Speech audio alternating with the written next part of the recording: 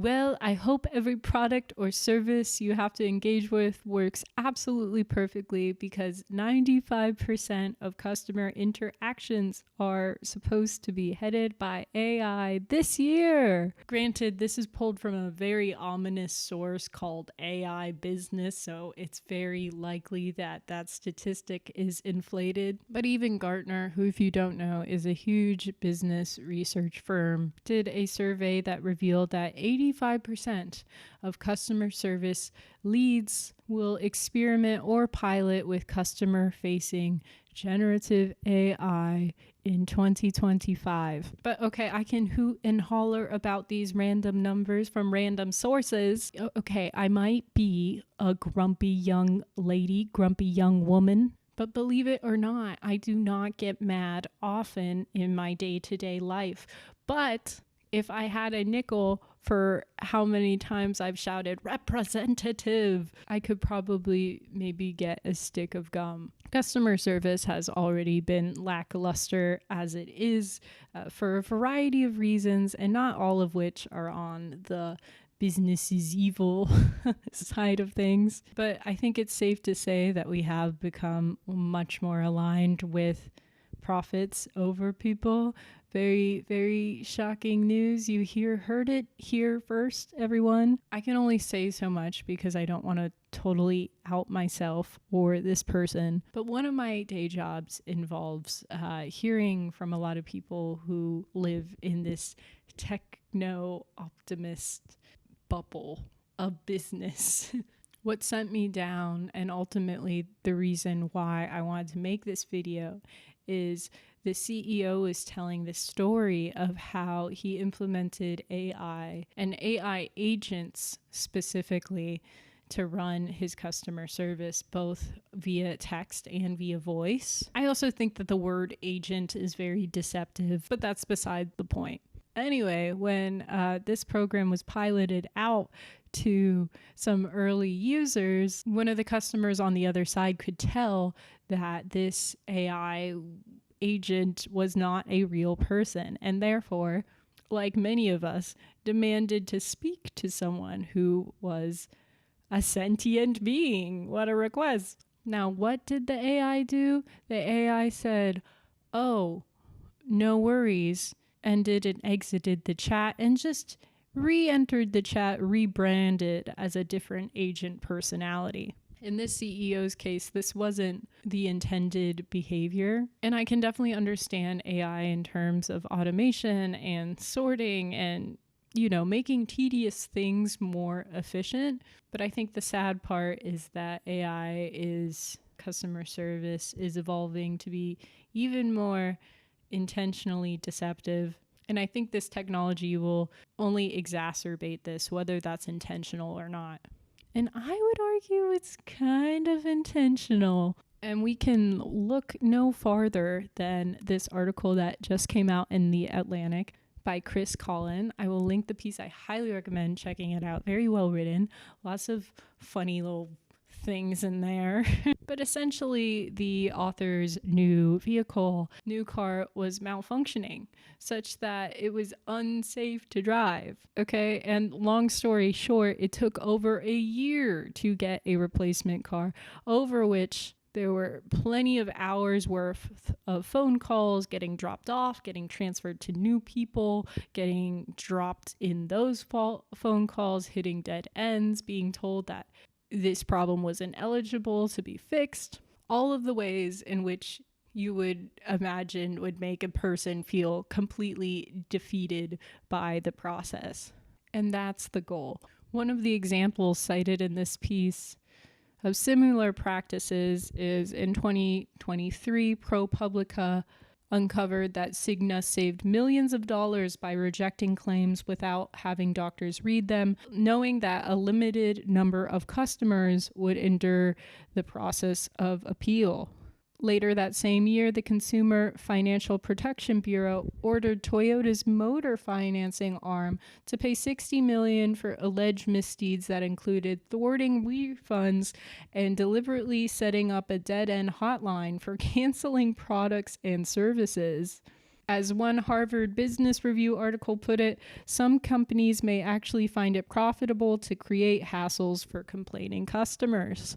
So on his journey to get a car that works and is safe, and also on that, you would think that a problem that is so clearly dangerous would be taken up a bit more efficiently, empathetically, and willingly.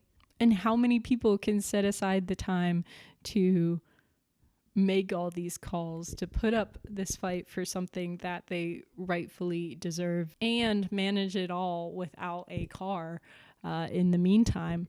So it turns out that there's a term for this, and it's called sludge, referring to the friction that you might experience while trying to get customer service, misdirection, going on a wild phone goose chase. This author, Amos Tenuma, wrote a book called Waiting for Service, an insider's account of why customer service is broken and tips to avoid bad service, as referenced in the article. This is someone who led teams and worked on the back end of the industry, saying, yes, sludge is often intentional.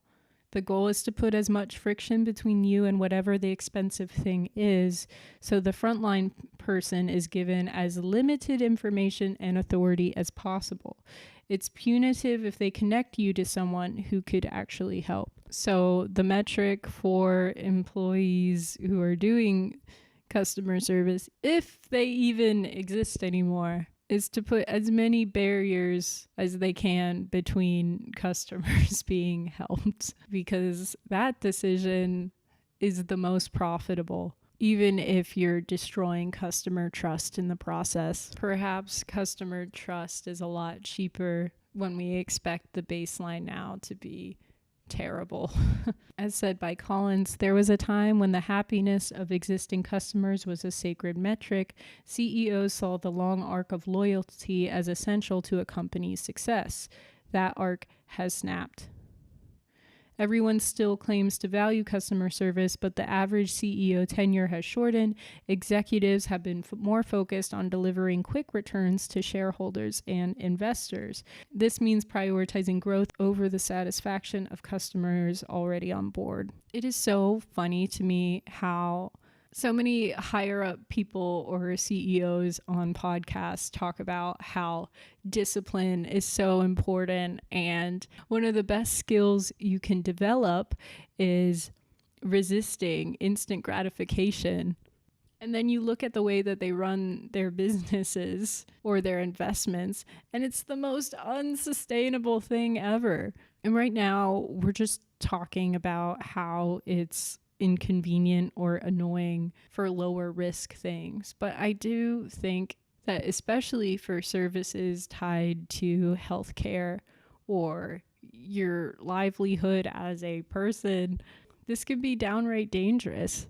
One of the sludge's most insidious effects is our ever diminishing trust in institutions. And that's very much a broader theme of the world that we live in now.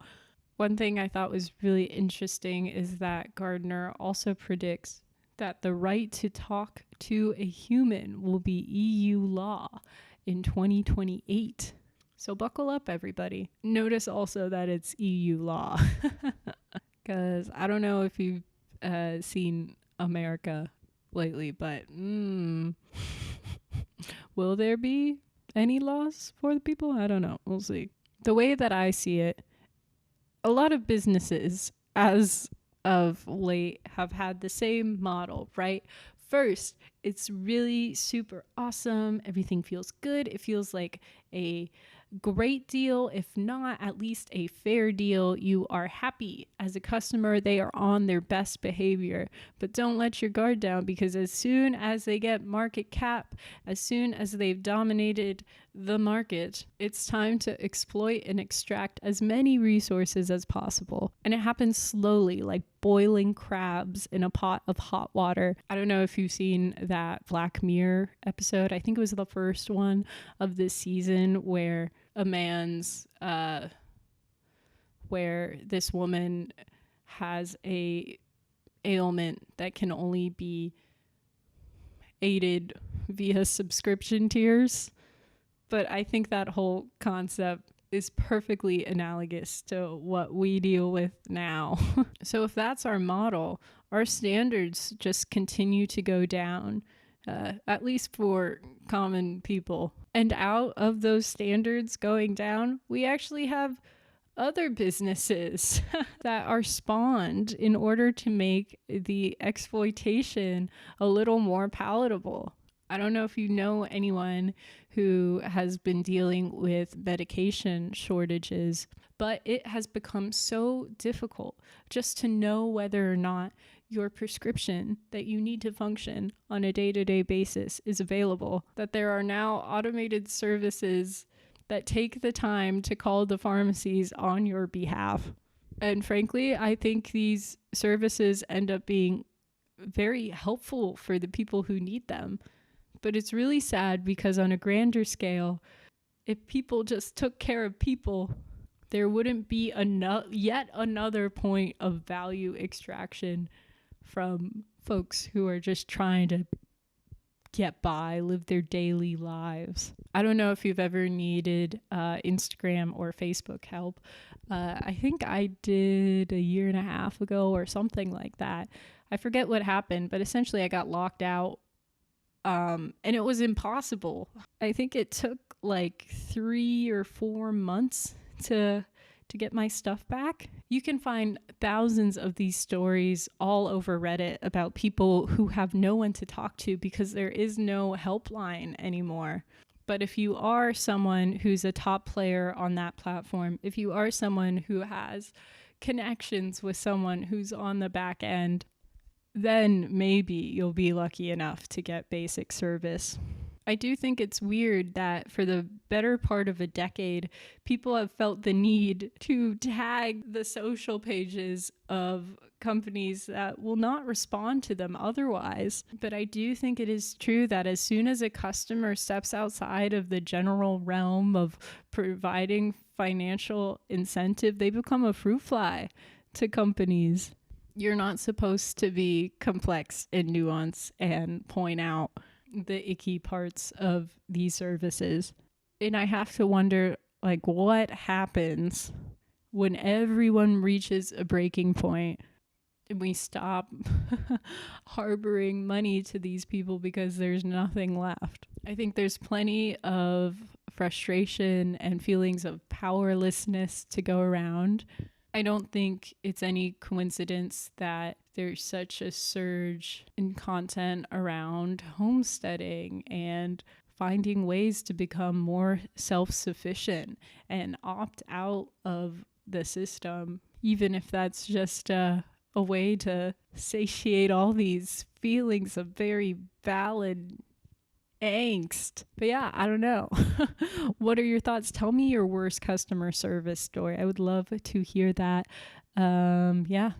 Thanks for watching and keep it real. See you later.